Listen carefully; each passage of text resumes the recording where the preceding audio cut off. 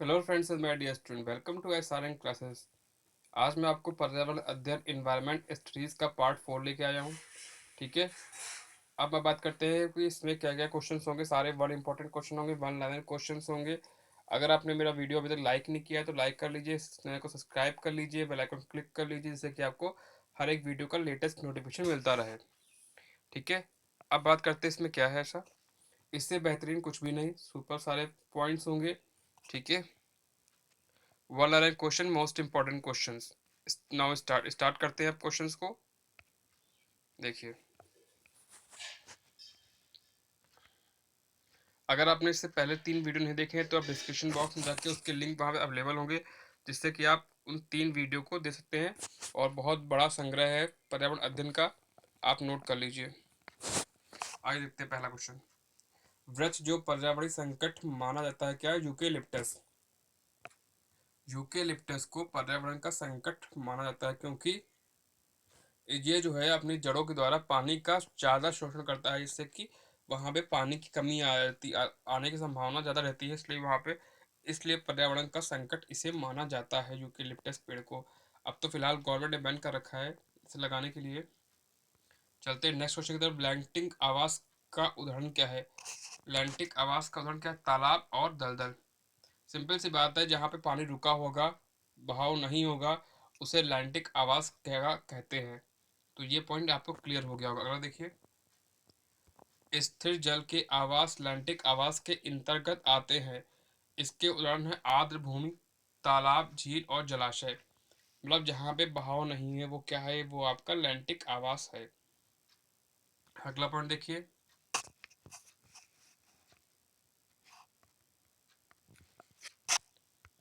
बहते जल के आवास को लोक्टिक आवास कहते हैं। क्या कहते हैं? लोटिक आवास कहते हैं बहते हुए जल के, जैसे नदी। इसमें बहाव होता है, पानी का रुकाव होता नहीं है, इसलिए इसे क्या बोलते हैं? लोक्टिक आवास। उसमें क्या है? पानी का बहाव नहीं होता, इसलिए उसको लैंटिक आवास कहते हैं। अगला पॉइंट देखिए, दो भिन्न समुदायों के बीच का संक्रांति क्षेत्र कहलाता है। क्या कहलाता है? इकोटोन। क्या कहलाता है? इकोटोन। ठीक है, इकोटोन कहलाता है। दो भिन्न समुदाय के बीच का सांकृतिक क्षेत्र क्या कहलाता है? इकोटोन। अगला पॉइंट देखिए, सर्वाधिक स्थायी पारिस्थितिक तंत्र है क्या है? महासागर। महासागर जो है सर्वाधिक स्थायी पारिस्थितिक तंत्र है, इसमें कोई डाउट नहीं है। अगला पॉइंट देखिए, सारे पॉइंट इंपॉर्टेंट है, नोट कर लीजिए अभी से ही आप। सबसे स्थायी पारिस्थितिक तंत्र क्या है? वो क्या है? समुद्री। समुद्री जो है वो सबसे स्थायी पारिस्थितिक तंत्र है। यहाँ तक पॉइंट क्लियर हो गए। अगला पॉइंट पे आते हैं हम लोग।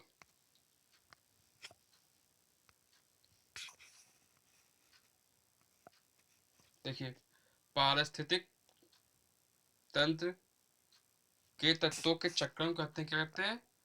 जैव भू रासायनिक चक्रण। क्या कहते हैं? जैव भू रासायनिक चक्रण कहते हैं। ठीक है। तो यहाँ भी आपको क्लियर हो गया कि पारिस्थितिक तंत्र में तत्वों के चक्र को कहते हैं जैव भू रासायनिक चक्रण कहते हैं।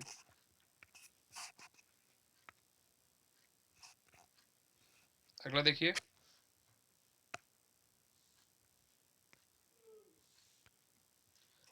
जल चक्र को ओडम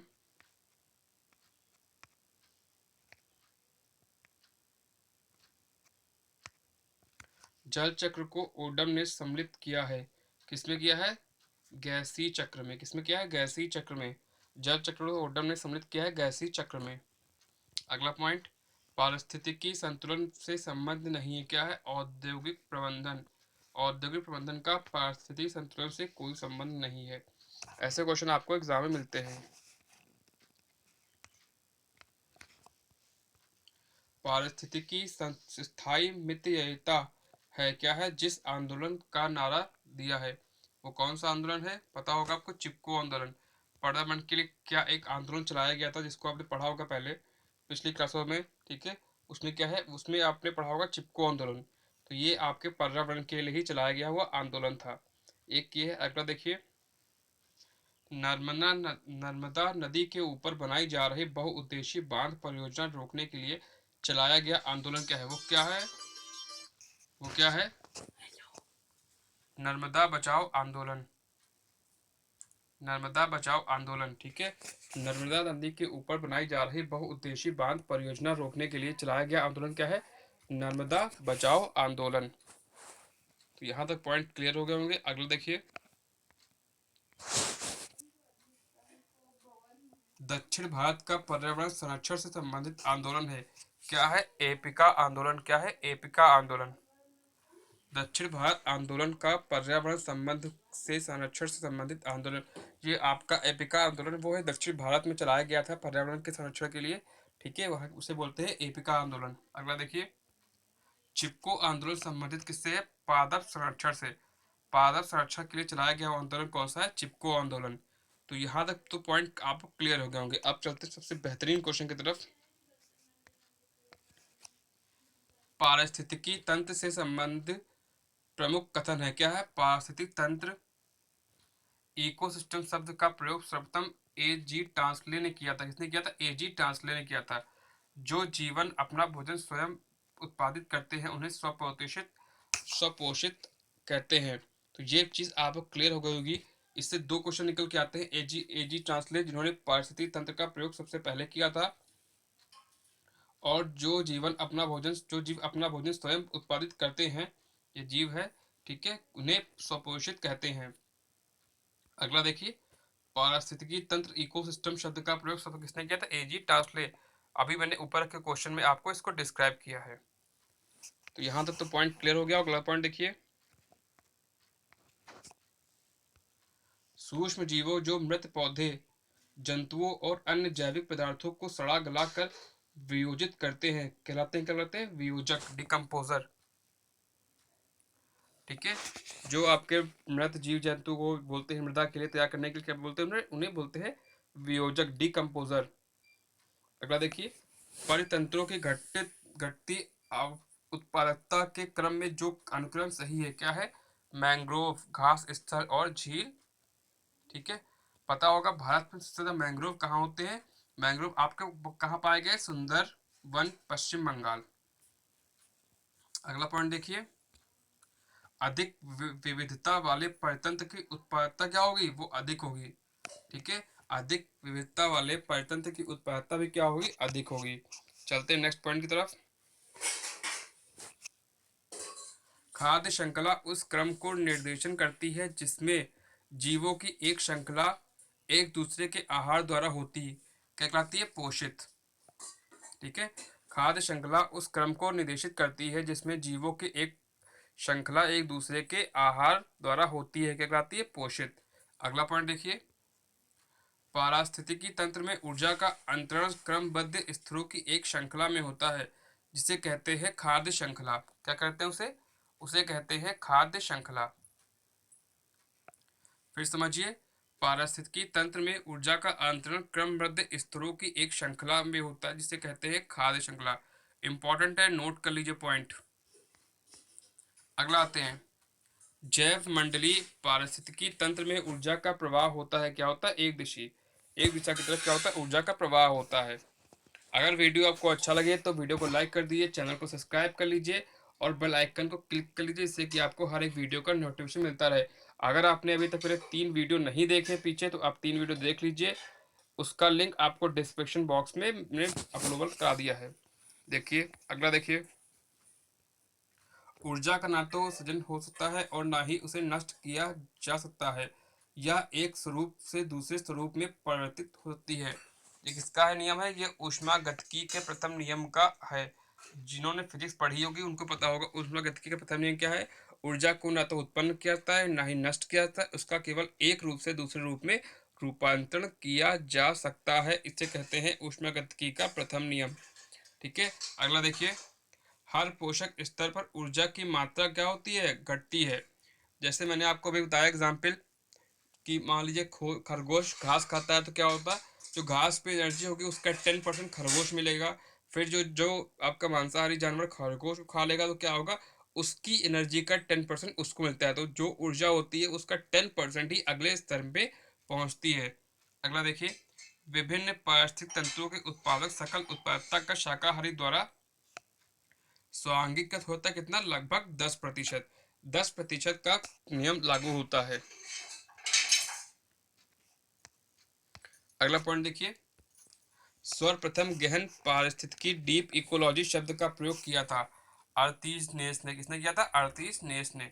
ठीक है, सर्वप्रथम गहन पारिस्थितिकी डीप इकोलॉजी शब्द का प्रयोग किया था आर्तीज नेस ने। अगला पॉइंट, पारिस्थितिकी नेशे की संकल्पना को प्रतिपादित किया था। किसने किया था? ग्रीनल ने। ग्रीनल ने पारिस्थितिकी नेशे की संकल्पना को प्रतिपादित किया था। ये सारे पॉइंट है, नोट कर लीजिए। अगला देखिए, पारिस्थितिकी पदछाप की माप की इकाई है। क्या है? भूमंडलीय हेक्टेयर। भूमंडलीय हेक्टेयर क्या है? पारिस्थितिकी छाप पदछाप की माप की इकाई है, भूमंडलीय हेक्टेयर। अगला पॉइंट, एक मनुष्य के जीवन को पूर्ण रूप से धारणी करने के लिए आवश्यक न्यूनतम भूमि को कहते हैं। क्या कहते हैं? पारिस्थितिकी पदछाप कहते हैं। क्या कहते हैं? पारिस्थितिकी पदछाप।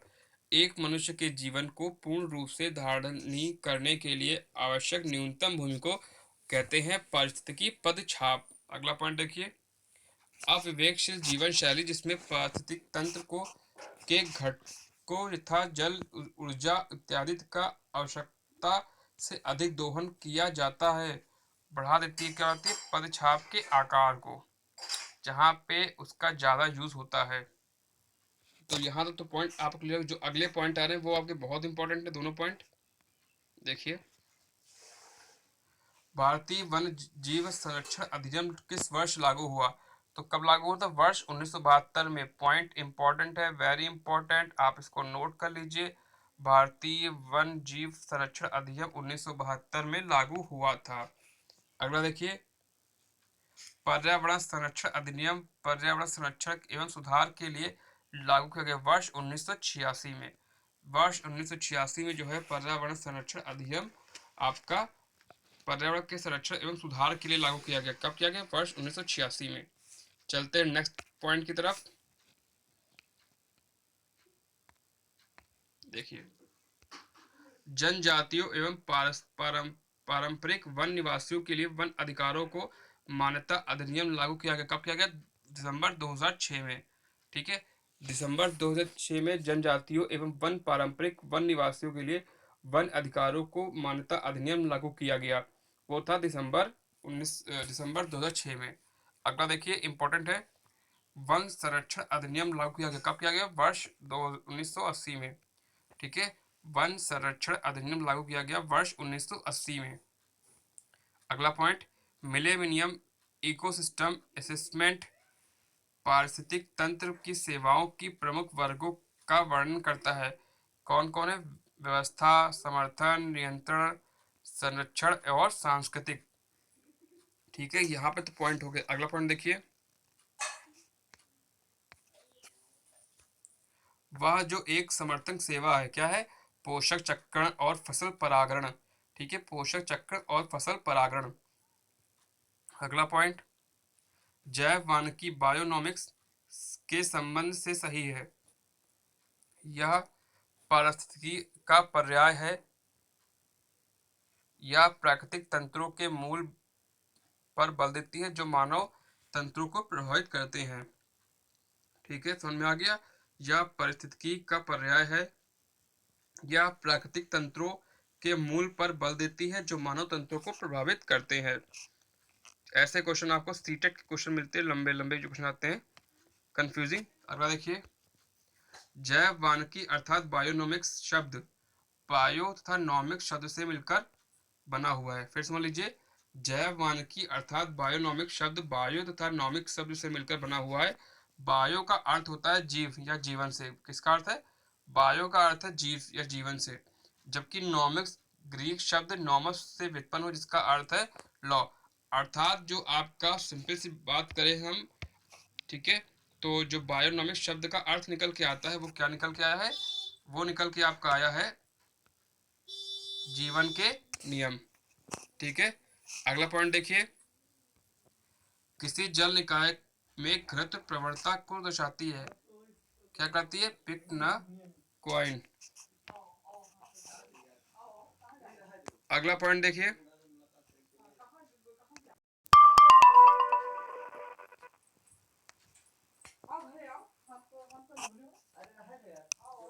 किसी जल के निकाय की लवणता प्रवणता को प्रदर्शित करती क्या है? Halocline. ठीक है, अगला देखिए, किसी जल निकाय में गहराई के साथ तापमान परिवर्तन को दर्शाती है क्या है? थर्मोक्लाइन। तो ये जो तीन पॉइंट है आपको, प्रिक्लाक्लाइन, हेलोक्लाइन और थर्मोक्लाइन, ये आपके तीनों इंपॉर्टेंट है। आइए देखते हैं अगला क्वेश्चन। परितंत्र उत्पादकता के संदर्भ में समुद्री उत्प्रवाह अपवेलिंग क्षेत्र इसलिए महत्वपूर्ण है क्योंकि ये समुद्री उत्पादकता बढ़ाते हैं। वो क्या है? पोषक को सतह पर लाकर। समझ में आ गया होगा। परितंत्र उत्पादकता के संदर्भ में समुद्री उत्प्रवाह क्षेत्र इसलिए महत्वपूर्ण है क्योंकि ये समुद्री उत्पादकता बढ़ाते हैं। अगला पॉइंट, वायु प्रवाह द्वारा समुद्र की सतह पर विद्यमान गर्म पोषक रहित जल वो सघन ठंडे तथा पोषक तत्वों को परिपूर्ण जल द्वारा स्थानांतरित कर दिया जाता है। क्या कहलाते हैं? वो कहलाते हैं समुद्री उत्प्रवाह द्वारा। नोट कर लीजिए, सीटेट के एग्जाम के लिए वेरी वेरी इंपॉर्टेंट है, मैं भी बता रहा हूँ। अगला पॉइंट, पारिस्थितिकी संवेदी क्षेत्र वे क्षेत्र हैं जिन्हें घोषित किया गया है। क्या किया गया है? पर्यावरण संरक्षण अधिनियम 1986 के तहत। पारिस्थितिकी संवेदी क्षेत्रों में कृषि को छोड़कर सभी मानव क्रियाओं का निषेध नहीं है, बल्कि कुछ प्रतिबंध लगाया गया है और कुछ का किया गया है। वो क्या है? विनियमित। ठीक है, यहां तक पॉइंट क्लियर हो गया। अगला पॉइंट देखिए, घास स्थलों में वृक्ष परिस्थिति अनुक्रमण के अंश के रूप में जिस कारण घासों को प्रतिस्थापित नहीं करते हैं वह कहते हैं जल की सीमाओं एवं आग के कारण। ठीक है, घास स्थलों में वृक्ष परिस्थिति अनुक्रमण के अंश के रूप में जिस कारण घासों को प्रतिस्थापित नहीं करते हैं वह है जल की सीमाओं एवं आग के कारण। तो यहाँ तक पॉइंट क्लियर हो गया। अगला पॉइंट देखिए, अगला पॉइंट देखिए, ठीक है, भौतिक वातावरण में किसी समुदाय का समय के साथ रूपांतरित कहलाता है। क्या कहता है? पारिस्थितिकी अनुक्रमण कहलाता है। ठीक है, अगला पॉइंट देखिए, जैविक अनुक्रमण की व्यवस्थाओं का सही क्रम क्या है? नग्नीकरण, प्रवास, अस्थापना और प्रतिक्रिया और स्थिरीकरण। तो ये पॉइंट भी क्लियर हो गया। अगला लास्ट पॉइंट देखिए जल्दी से, टाइम कम वेस्ट करते हुए कंप्लीट करते हैं इसको। वर्ष 1916 में पौधों के विभिन्न प्रजातियों का अध्ययन किया तथा अनुक्रमण की सर्वमान्य परिभाषा दी। किसने दी है? एफ क्लाइमेंट ने। किसने दी है? एफ क्लाइमेंट ने। यहाँ तक तो क्लियर हो गया। अभी तक मैंने आपको बताया, मैं 3 वीडियो में अपलोड कर चुका हूँ, चौथा वीडियो में अपलोड कर रहा हूँ। अगर आपने नहीं देखा है तो डिस्क्रिप्शन बॉक्स में जाके उसको देख लीजिए। आपके एग्जाम के लिए सबसे इंपॉर्टेंट है, आपका सीटेट एग्जाम लगा हुआ है जुलाई में। अगर एग्जाम आगे डेट नहीं आती तो उसके लिए वेरी वेरी इंपॉर्टेंट है। यूपी टेट के लिए, बीएड इंट्रेंस के लिए और जो आगे एग्जाम होंगे सुपर एट के लिए, उसके लिए इंपॉर्टेंट है। कोशिश करिए, सारे वीडियो देखिए। ठीक है, चैनल को सब्सक्राइब कर लीजिए, वीडियो को लाइक कर दीजिए, बेल आइकन क्लिक कर दीजिए। नेक्स्ट वीडियो मिलते हैं। Thank you.